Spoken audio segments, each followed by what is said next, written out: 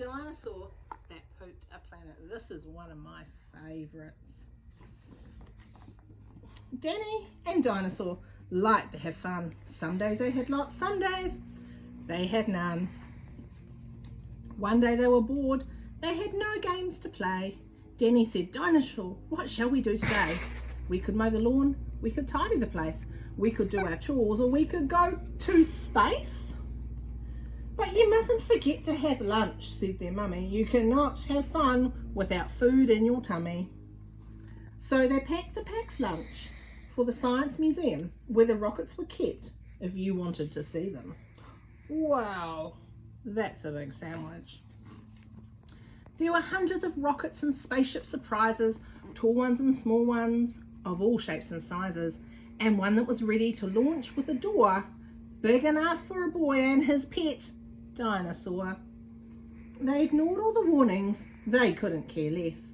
They pressed all the things they shouldn't have pressed. T-5, 4, 3, 2, 1, ignition! They started the intergalactic space mission. They flew higher than houses and buildings and cranes, much higher than birds, even higher than planes. Oh, goodness. "We're in space," Danny yelled as they floated around, but the dinosaur's tongue made a rumbling sound. "Is it time to have lunch?" Danny looked at his watch. Then he looked all around for the dino's lunchbox. Danny started to worry, then started to panic. They'd left their packed lunches back home on their planet. Oh no. So with no food on board, not the smallest of crumbs, a disastrous dinosaur feast had begun. It gobbled up gadgets and gizmos galore. Nothing was safe from the space dinosaur. Robots and ray guns, blinking red blinkers, eating things thought up by NASA's great thinkers. The hyperdrive gamma reactor machine was swallowed along with the space lunar tractor beam. It chewed and it chomped on the spaceship controls. The rocket was dotted with dino tooth holes. Inside it was bare, the spaceship was empty. Outside there were more things to eat. There was plenty. It broke down the door with a cool ninja chop. Out in space, dinosaurs are much harder to stop. It chomped on the moon like a big chunk of cheese, then shoved even more in its mouth with a squeeze. It munched on the Martians from Mars and their cats. Their cats are like ours, but their cats wear cool hats. Satellites, Saturn and 6 supernovas, shape-shifting saucers and 7 space rovers. There's a space rover. It guzzled 5 gallons of fuel from the tank, and Danny's jaw dropped as he watched what it drank. With a crunch and a crack and a nom nom nom nom, in one dino gulp, their rocket was gone. Now nothing was left. All Danny could see was a fat dinosaur where the rocket should be. And so they were stranded with no way back home.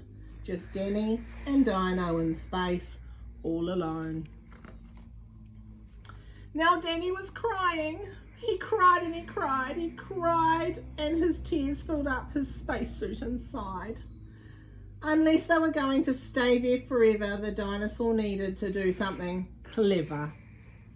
With the feeling of guilt deep down in its gut, its brain brewed a plan involving its butt. It knew there was only one thing it could do to get them back home. It needed to poo. Uh-oh. Oh. Like a poop-powered rocket, the dinosaur flew. Dan hopped on its back and he watched as it pooed. It pooped out the robots and rays and guns and blinkers, the things NASA's thinkers thought up when our stinkers. It pooped out the moon, it pooped out the stars, it pooped the space rovers and Martians from Mars. Woo! When Danny looked back, he could see a poop trail. Oh my gosh. From far out in space to the dinosaur's tail. They headed for Earth. As they started to orbit, it pooped on the clouds, but the clouds just absorbed it. They flew past the buildings and streets in their town, leaving their houses all smelly and brown, and finally landed back down on the ground. Hooray, Danny cried, we are home safe and sound. They looked to the sky, and the things that were pooped had formed a poop planet right next to the moon. And so Danny promised to listen to Mummy, because fun is not fun without food in your tummy. Can you see that big poo planet? Wow.